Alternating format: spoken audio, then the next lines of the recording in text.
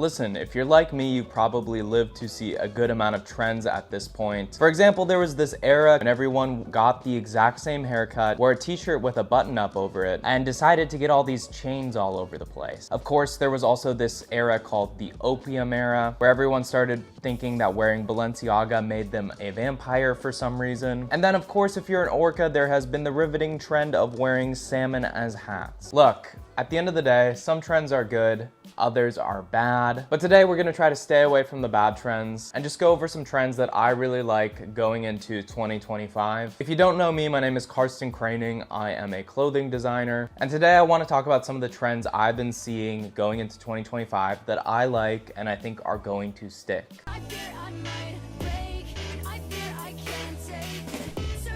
To start it off, let's talk about watches. Look, if you're to ask a menswear sort of fashion curator, most of them will tell you that watches have always been a staple in fashion. And while that is true, that if you're to look at like menswear as a whole, watches are always part of the conversation, but they've never truly been that trendy of an item. And I think a big part of that is because a lot of the most respected watch brands that at least get the most attention tend to cost the same amount as a down payment on a house in Kansas. And so because of that, when you talk to most millennials or Zoomers, not a lot of them have ever really used watches as a sense of self-expression. But right now, going into 2025, you're starting to see that sort of starting to change, as there are more watch brands popping up that can kind of give you the elevated look or the expression that comes with a watch, but without having to pay the price of a whole Toyota 4Runner. Some of these watch companies that you're starting to see pop up are really challenging the conventions of what a watch is and creating more groundbreaking, avant-garde, or creative takes on a watch, while others are just using more new or updated technology to get you a classic or refined look, but at a much more affordable price. Which brings me to the sponsor of today's video, Pascal, who have sent over a few of their affordable luxury watches for me to show you guys today. Pascal basically does what I was just telling you about, and that's to create affordable, good quality luxury watches, but just without the insane markups other brands do. Basically, why pay $10,000 for a watch that Lil Uzi Vert name dropped when you can get something basically the same quality for $200 with the same premium materials? Technology has gotten a lot better recently, and so you don't necessarily need to be paying as much money. For example, they sent me their Oval watch, which is sort of their timeless, more elegant, super versatile offering, and it includes a lot of great high quality premium materials. 316L steel, durable, polished, built to last. Sapphire glass that's scratch proof and ultra clear for effortless readability. Crocodile embossed leather strap. These are materials that if you were to get a Cartier would cost you a lot of money to upgrade to. They also have real diamonds, by the way of white lab-grown diamonds. Brands like Cartier and others add thousands for diamonds, and this has real diamonds included without the insane price tag. I really like this because it's very timeless, it's elegant. There's a sense of it that's very, very classic, but not in necessarily more of a grimy way, in a very refined and nice way that pairs well with a lot of stuff I like to wear. They're in a lot of different colors, a lot of neutral tones. So for example, if you wanted to get one or you wanted to get one for your girlfriend, it would be great for them too. While they sent me this great, very timeless, classic watch from the Oval collection, they also sent me one of their watches from the Paradox collection. And this watch is very much a more avant-garde, creative, or contemporary take on a timepiece. Basically, the design of this watch makes it look like the watch is being warped or melted, which I think is super, super cool. It's a little bit more of a twist on a classic. But like I was saying before, it's definitely a more creative or kind of out there design, which I really, really appreciate. This one from the Paradox collection also has a lot of premium materials used to make it, such as that scratch resistant sapphire glass, 30mm steel case with polished finish, and also this one is water resistant for up to 100 feet. Again, I really like these watches because they're easy to style. They sort of have this timeless classic element to them, but they are very good quality as well. So if you're looking for an affordable watch that is great quality, go check out Pascal. You can use my code on the screen for 15% off. So go check out Pascal, and thanks again to Pascal for sponsoring today's video.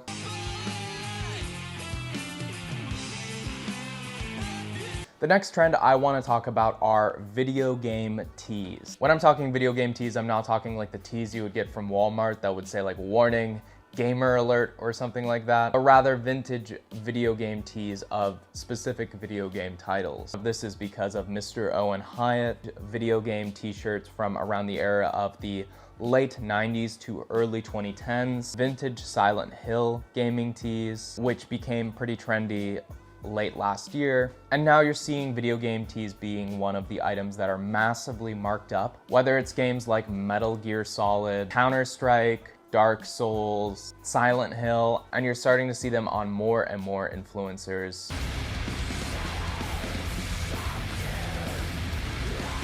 Next trend I want to talk about is camo or camouflage. Now listen, there have been a lot of different iterations of camo being trendy through a lot of different eras. Clearest example of this would probably be Bape or a bathing ape, or a few years back when Realtree was really popular. But I think in 2025, what you're gonna see are these hyper contemporary, or rather these experimental sort of futuristic looking camos really becoming trendy. I'm talking like takes on digital camos or multicams that don't really have as much of a connotation to them. Some of these camo innovations have gone to true outdoors brands like Kuiu, Sitka, Cryptek, and so you're seeing a lot of these camouflages starting to populate Essence as well. You're seeing a lot of brands experimenting with these different types of camos that have been innovated in the past 20 years. And either way, I think that's going to be a huge trend going into 2025. There are a lot of cool different patterns.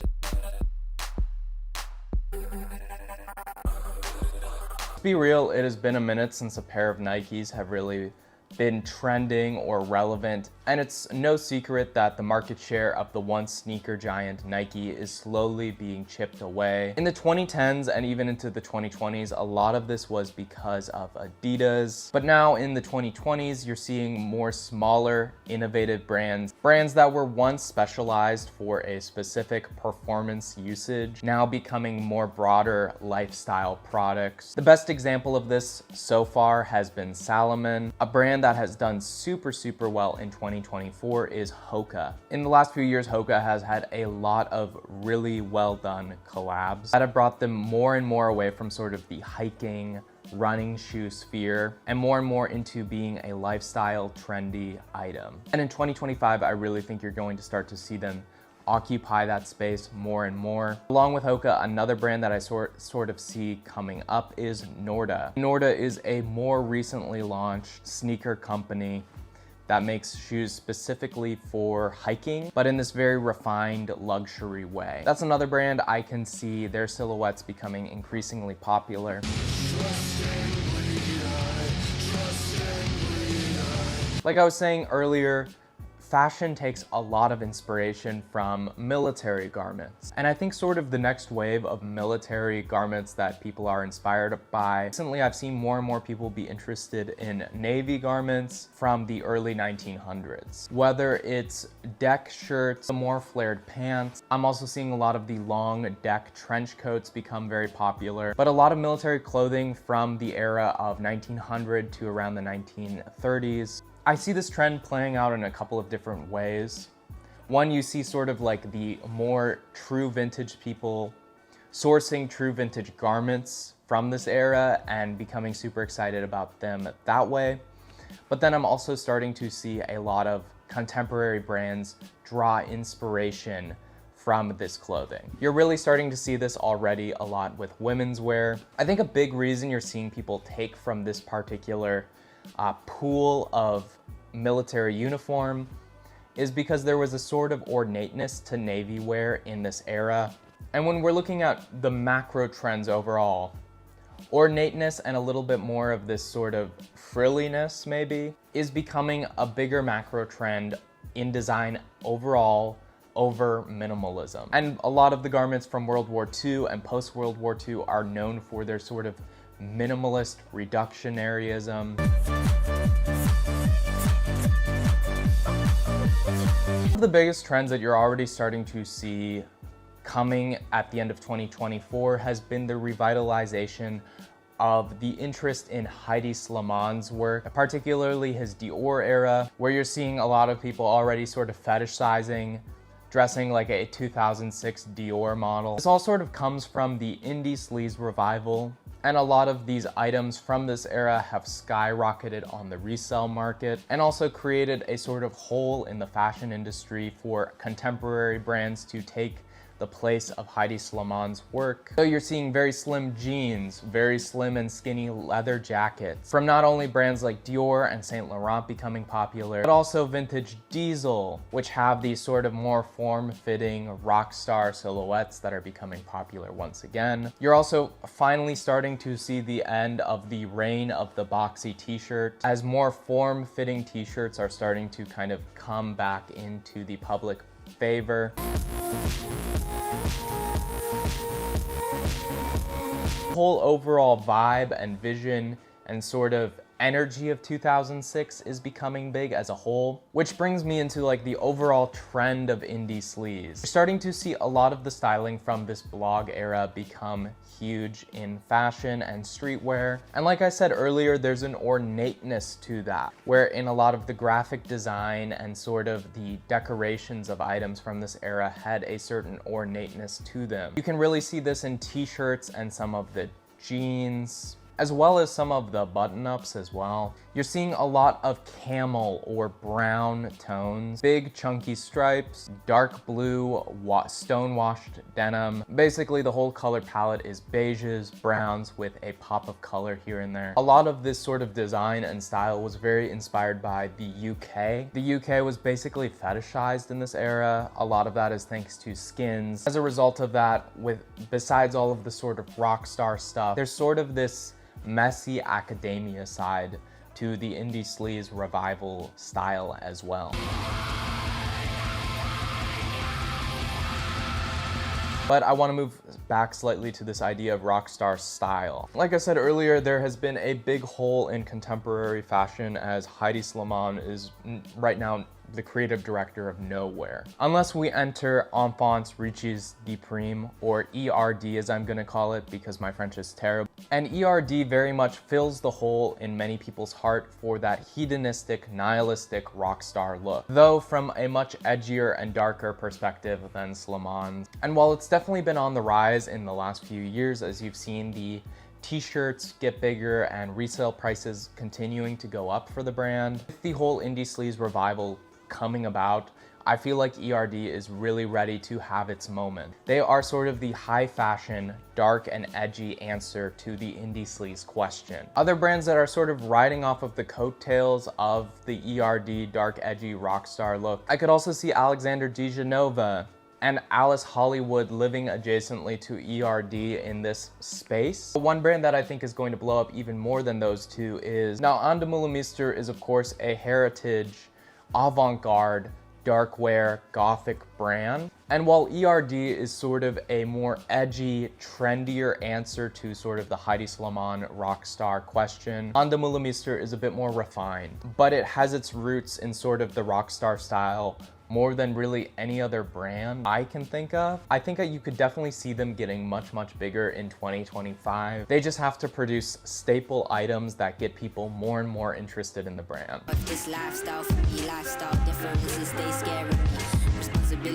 There's also sort of this bridge that is created from indie sleaze to sort of its cousin, which is like bling era, swag era style. Tastemakers like Snow Strippers, Fake Mink, and Fresh Boy Swag, who have all gotten big in and around the sort of indie sleaze revival, are also taking style cues from the bling or swag era. Now, these are two different eras, the bling or the swag era, but it doesn't really seem like there's a differentiation in them with this reinterpretation of it. But for example, you have a lot of the denim jackets and denim vests that are kind of combined with hoodies a lot of time. You got shutter shades, fur boots, fur hats, leopard print, cheetah print, and like that super, super particular cut of skinny jeans, which also sort of has like that diaper look to it. It's basically LMFAO style. Some brands I see getting bigger with this is definitely Margiela, but like specifically Margiela items that were big during that era. So for example, Margiela Futures, which were incredibly hype in the late 2000s and early 2010s. You're also seeing Isabel Marant become a lot bigger, which again was very, very popular in the late 2000s. Jeremy Scott is someone I could see becoming popular in this sort of revival of style. But what I think will be one of the biggest things is Riccardo Tisci era Givenchy. It's sort of these loud prints that have sort of these like embellishments or again ornateness to them. Of course, there's sort of the Rottweiler shirts and the other animal shirts, but this style of graphic tee and sort of styling see running adjacent to sort of the swag or bling era revival. And I think like the biggest item you'll see making a comeback in 2025 is snapbacks. And while I don't see a lot of millennials participating in that trend because they probably participated in it once already, I think you're gonna see Zoomers and older Gen Alpha people be really interested in sort of retaking the swag era and swag era styling. But anyway, these are sort of the trends I see being big for 2025. Let me know what you think down below in the comments. If you want to see more content like this, subscribe to my YouTube channel. And again, I make my own clothes. I'm a designer. You can check them out on my website or my Instagram below. Thank you so much for watching and have a wonderful day.